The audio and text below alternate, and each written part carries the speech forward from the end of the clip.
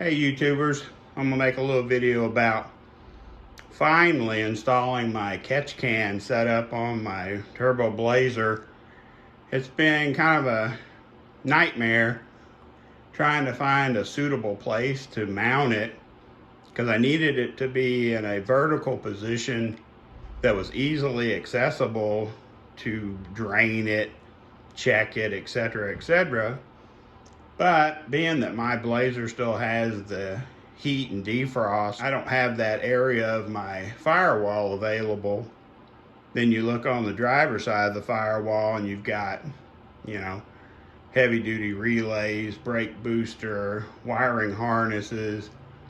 There's real no good place to put it. Well, I got to looking under here the other night and I was like, we might be able to, let me move you guys in a little bit because we might be able to use this alternator bracket. Well, yep, I started looking at the side of that big ugly alternator bracket and I started thinking, I wonder if I can mount that stupid catch can to the side of that thing.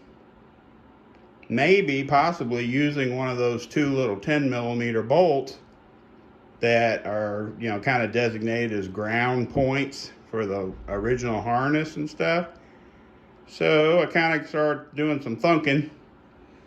And you can see right here, a little bit of a sneak peek, I guess, to where I'm able to run to my catch can, pull the hoses, and I'm just using Gates 5/8 heater hose with push lock. So I'm coming out around wide because I do not want these hoses, number one, they're ugly to begin with, but I did not want them to interfere in any way with servicing the spark plugs, congesting that area. So what I'm doing is I'm running behind the reservoir on the brake booster, or master cylinder, all the way around the back of the intake, and then coming up to the passenger side valve cover that has an oil fill cap adapter. Okay, kind of relocated this so we can see. I bought this catch can when I very first started my turbo install at Richard's house like a year ago. Never could figure out a place to mount it because I couldn't mount it in the similar location he uses on his firewall. So then I kind of gave up on using it for a little while. So all I had to begin with was I had this adapter that goes into the valve cover where your fill neck is, and then I just had a push lock 90 degree that screwed on there and just kind of pointed back towards the firewall. That's all I've been running to vent my crankcase pressure, other than the driver's side valve cover. I had just stuck a PCV valve in that grommet in the valve cover with no vacuum source hooked up to it. So it's, I guess if it built up enough pressure, it might be able to open that little valve in the PCV, I don't know. But I was worried about it. I was like, well, I'm getting ready to start putting a little more boost to her. I need to make sure that if there's any crankcase pressure or concern of said pressure, I need to be able to get it out of the engine if I need to. So on the turbo applications, Richard and most of the people I know, they just vent each side of the engine to atmosphere, either right at the valve covers or go into one of these catch cans. Because the funny thing was, I got a really good deal on this, but I really don't need it per se, because Richard's had his on there for several years, 2 or 3 years easy. Every time he checks it, it's empty, so it doesn't really catch anything.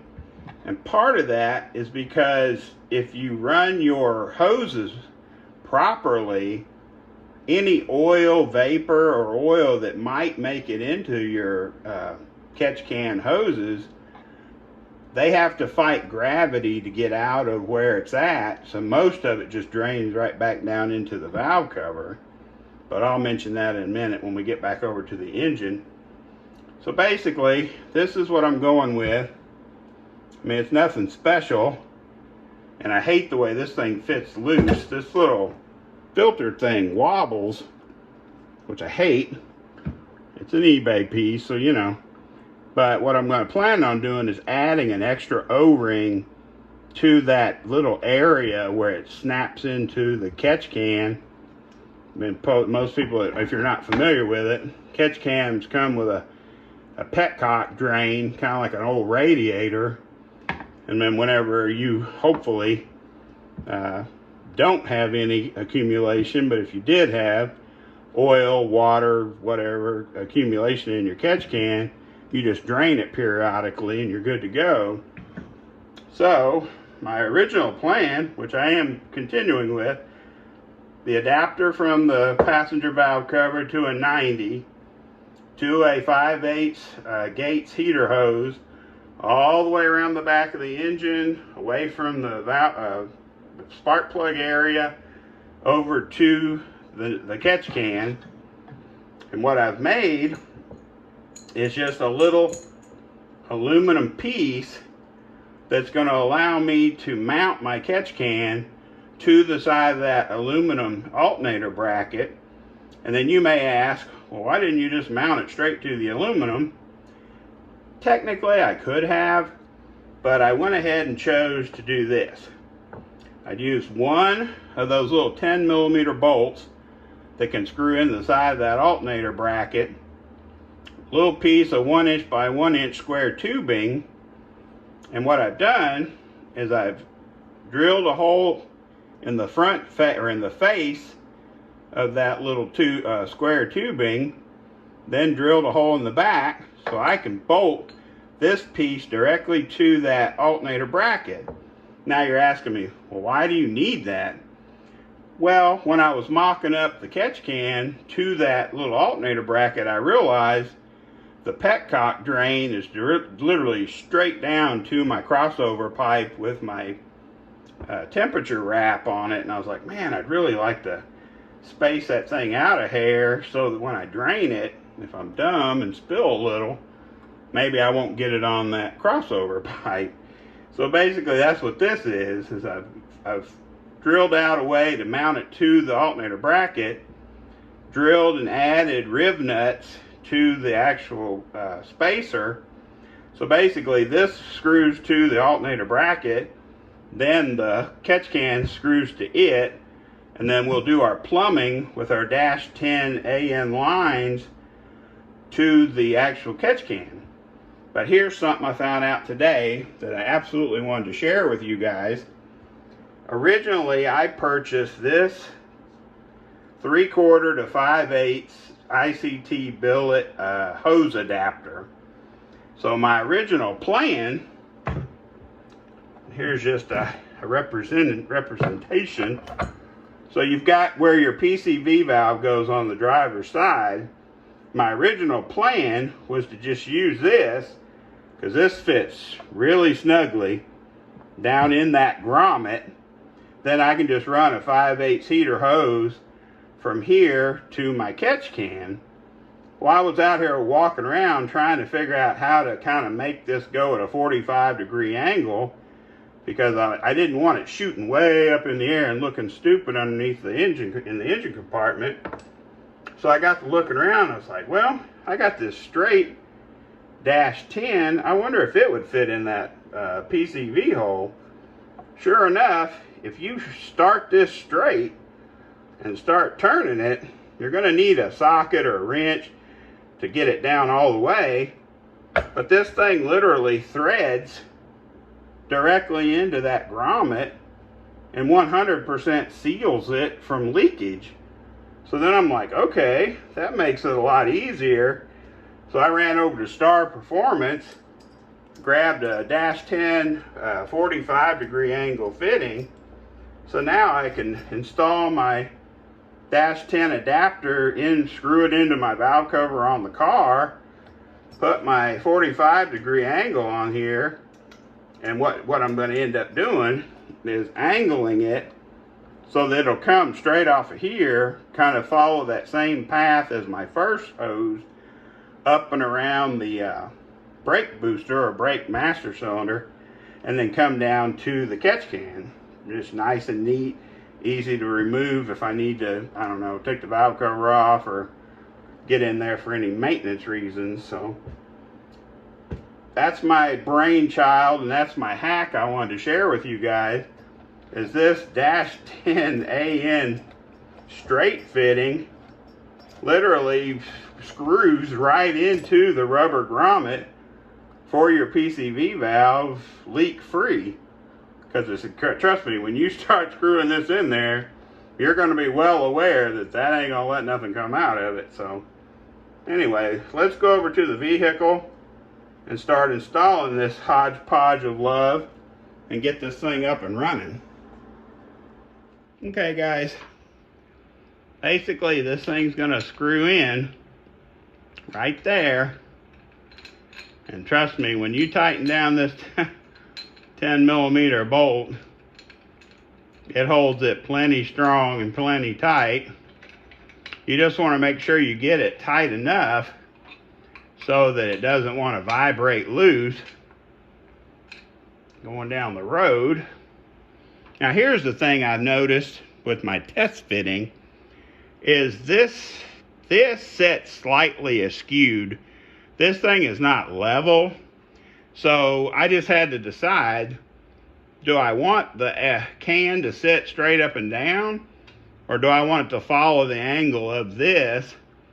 I don't know. I kind of like it to set level, so I'm gonna probably on this final install go ahead and put it level instead of following that canted angle of the alternator, because it just kind of looks better, I think.